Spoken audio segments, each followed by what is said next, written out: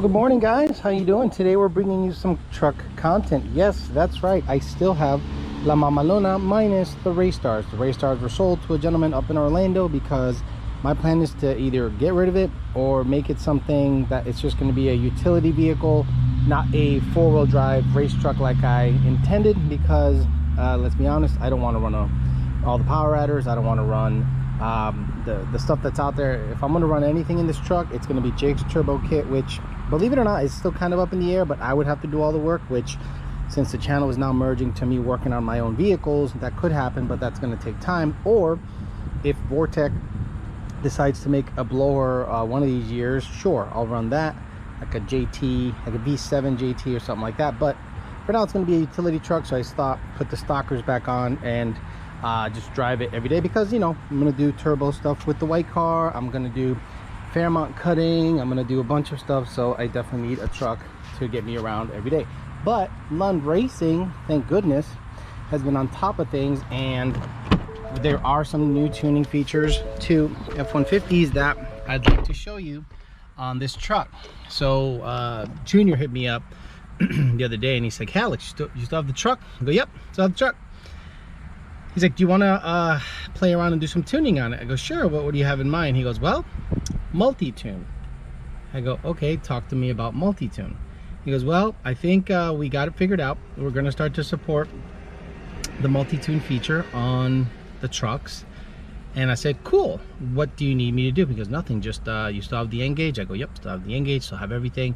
Okay, so this truck is nice because I could still use it as an R&D piece. There's going to be a lot of people out there that are going to want Multitune. Others probably don't care, but they're going to want Multitune, and they're going to, you know, inquire about how it works. Now, it works exactly like it does on a Mustang, with the controls on the steering wheel, especially when it looks like this layout. Let me turn this guy on and turn the steering wheel. So when it looks like this layout, which is similar to like an EcoBoost truck, Junior wanted me to take a look at it to make sure that it's configured properly. I guess some of the Billy Badass trucks have a bunch of other stuff going on here that I'm not really aware of, just extra buttons. But this is a base truck. This isn't crazy. It's got, you know, rubber floor mats. It's very, very basic. So this is what the steering wheel layout looks like. So what we're going to do is I'm going to show you a couple of the features of the Multitune. Now, I did show you some features of the Multitune on the white car, but we're going to show you some of the features on the truck, some which were previously not available, and I think you guys are going to be pleasantly surprised. So let's get the truck running. So don't mind the exhaust. I got a bit of a rattle because one of the clamps is loose on the stock stuff. Now this truck has a muffler delete, nothing crazy, literally a muffler delete. So in the first 30 seconds or so, if you want to activate Multitune, you have to hit the cruise control on button. But I'm going to bypass that. I'm just going to wait. All I'm going to do is I'm going to wait, and I'm going to make sure that the 30 seconds have passed. And once the 30 seconds have passed, the way you activate everything is hitting the resume button. So right now it's on, it's idling nice and, you know, steady. Once it comes off of cold start, I should be able to you know, start going into some of the features. So remember the neutral rev limiter, guys? The neutral rev limiter on this truck is something that basically you can keep your foot to the floor, activate it by the cruise control off, and when you let go, it goes up. So the way to get into that is you hit resume. Now when you hit resume, the tach will actually, you know, not necessarily move. You see how it went down a little bit? Right now I am in the menu that selects the neutral rev limiter. So what I did was I hit resume minus. But let me hit resume again, get out of that menu, make sure it revs. Okay, so let's do that again. Show you everything, and you'll see the tach is moving. So resume minus, and then you should be able to see the tach start to move up.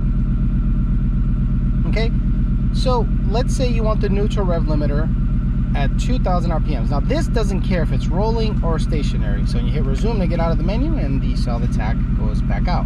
So the way to activate it is you hold down the cruise control off button. And on this one you can see my foot. So what I'm gonna do is I'm gonna absolutely smash it to the floor, holding down the cruise control off button. It should not go past 2,000 RPMs. Let's take a look. See, it's to the floor. To the floor. Yeah. Cruise control off. And it's holding where I preset it. Now, we're still working on it on a faster release, but when you let go, look at my foot's gonna stay. When I let go of the button, so we're working on the fast release, but just letting you know it works. So if you go resume, minus, you see where I set it to 2000. Theoretically, you can set it, let's say you're roll racing and your turbo's spooled up, or your supercharger, and 60 roll at second gear is 4800. Well, that's where it will do. Now, I'm not going to do that because I don't want to wake up the whole complex, but after a while it times out. Again, you want to go back, go to the menu, resume minus, and it goes back to the setting that you set up. Again, hit resume to get out of the menu, resume minus, shoots up to the predetermined neutral rev limiter, and you can scroll all the way down by hitting the minus button or the plus buttons to bring it down. I'm just going to bring it back, let's say to 1500. So I know, actually, let's do 2000. So I know it's actually there. Resume and get out of that menu. Now, the feature that everyone is going to want on this truck is the following feature, and you guys know what it is.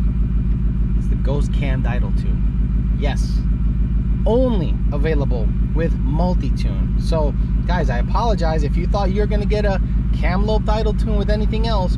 The cam lobe idle tune, because of the way the programming works currently, the only way to get a Ghost Cam idle tune on an F150 is through Multitune. So you have to have an Engage and you have to pay the upcharge, and you'll get the Ghost Cam. Same thing. How do you get the Ghost Cam? Well, it's already uploaded. You hear it idling nice and steady. Now, by hitting resume plus, I'll go to tune slot 2, and that's what the cam lobe idle is. Resume slot 2, resume.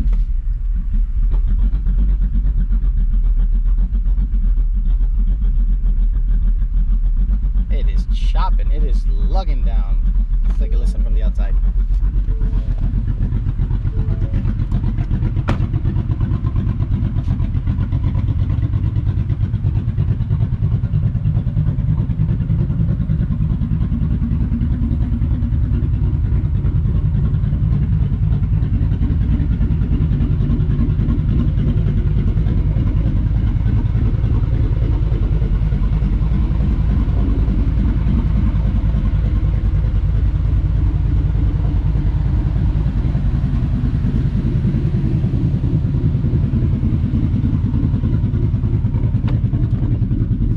How does it drive, Alex?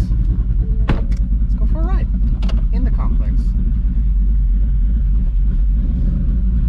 Once you're off of idle, it drives exactly like the tune that you have on the vehicle.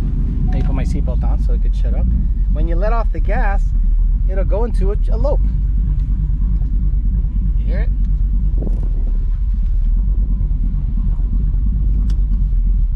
Bring it up on some garages so you'll be able to hear it.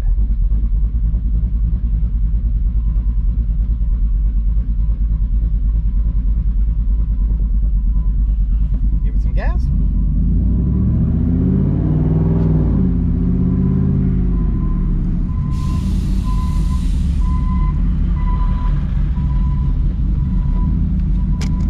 Just giving you a tour of my complex.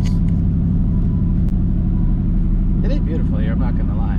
But yeah, look, only when it starts to go back and command idle, like a torque source of idle, which I think it's torque source 22 or something. It might be 9, but I think it's torque source 22 where it commands an idle. It starts to chop. Little car wash situation there, nice. My complex has a little car wash.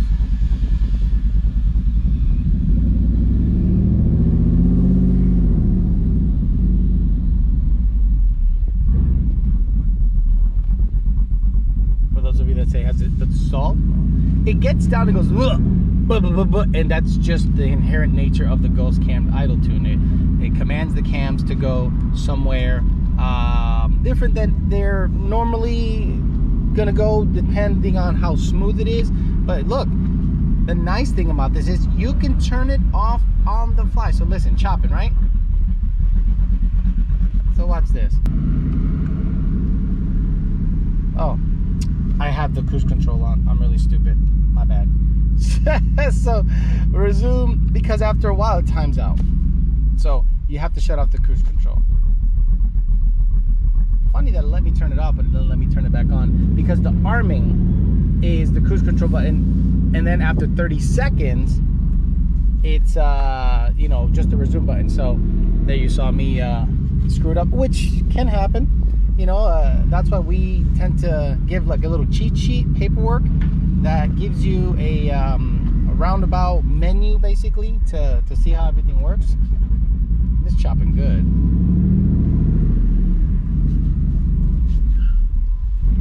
Still hasn't stalled. You hear it chopping? Let's pull it up against the garages so you hear the chop.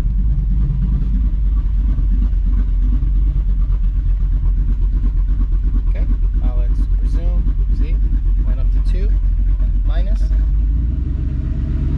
Back down to regular, smooth, normal idle without any issues. One more time. Choppity chop. Ah.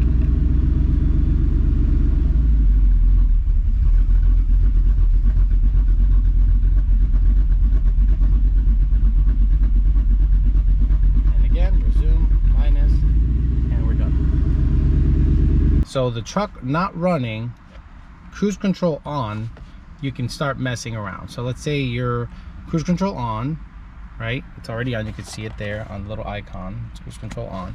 You hit resume, and it's telling you what your tune slot is. You can change that on the fly. Junior only has this truck set up for 2 tune slots. So let's say you want to go back to the choppy idle. It's not running, so it thinks something's wrong, but because it's not running and the attack is up, it's saying something's up. So again, tune slot 2 is the cam loped idle tune. When you hit resume again, it goes to the blend screen. See the mile an hour? So the mile an hour blend screen, man, you guys are it's gonna blow your brains out, because you can, depending on how it's set up, it only goes up to 100%. It's percentage, 100%. Okay, so let's say theoretically, and again, don't ask, just let Junior let you know what his configuration is going to be. But let's just say you have E85 in the tank and you want to go ahead and blend the stoic. Let's say you want to change the stoic from E85 to pump gas, or the other way around, pump gas to E85. Well, theoretically, you should be able to blend ethanol percentage on the fly, depending on what's in the tank. If, let's say, you have a flex fuel sensor, or you know exactly what's in the tank based on your testing, E70, E50, or whatever, obviously that can be eventually looked at. I'm not saying that's what we're going to offer. Please, please, please understand, before you go on Lund Racing and say Alex said this, I'm saying it's possible but not definite. It can happen. So again, tune slot 2, hitting resume because the truck is off and the cruise control is on. Hit resume again, goes to the blend table, beep, boop, boop, boop, beep, boop, boop. Look at this crazy stuff. So what else can you do with the blend table? Timing. That's right. You can blend timing. Let's say you're in a track that's super slippery one day and you're like, shit, I don't have a tune that has a lot less timing out of the hole or total. Well, all you have to do is, depending on how it's set up, and if Junior set it up for you a certain way, he can make it so that, let's say you're at, this is blending table, so let's say 0 blend means 22 degrees launch. But let's say you want to blend that. You want to do, you know, blend between 2 tables, let's just say. And the other table is capped at 15 degrees. Well, it'll blend between 22 and 15, so you might see about 17 or something out of the hole. Now, I might be wrong on how exactly that works. Junior has a cheat sheet and he'll be able to tell you, but I just want to show you guys the features of what's possible with the multi-tune stuff, and he is way better at explaining it than I am. So the last question is, let's change the tune back to the normal idle tune. Resume, get this back down to 0 because we don't need crazy stuff. Resume, tune slot 1, beautiful. Let's turn the truck on. Is it gonna chop, or is it gonna be regular idle with tune slot 1, guys? It's gonna be regular idle. So see,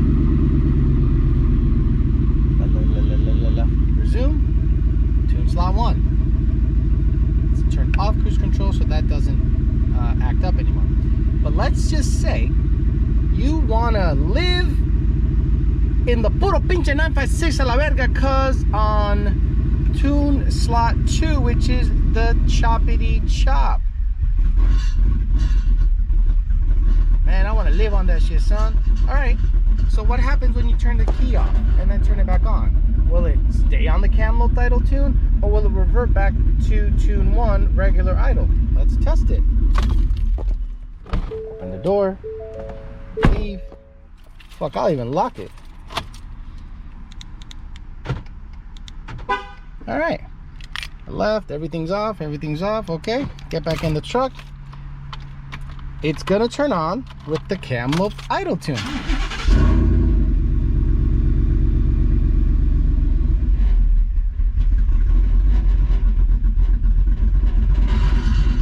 Nice, okay, so basically you understand what is going on now. The Kamloops idle tune on demand is a thing. I'm gonna turn it off for now because I'm not looking to do all that bullshit.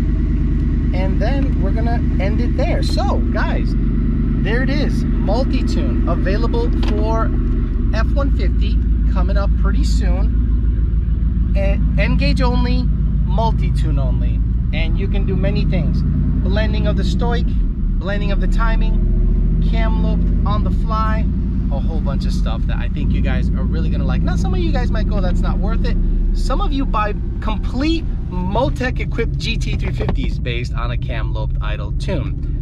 Trust me, you guys do. You guys say you don't, but you do. But I just wanted to bring you guys a video outlining of what the possibilities are with the multi-tune stuff on F150. Hopefully you guys enjoyed this quick little video, because I'm going to give you guys so much content, you're going to get sick of me all over your feed on YouTube. All right, thanks for listening, guys. Look out for the multi-tune on F150. N-gauge only, multi-tune only, from Lund Racing. Have a good one, guys. See you later.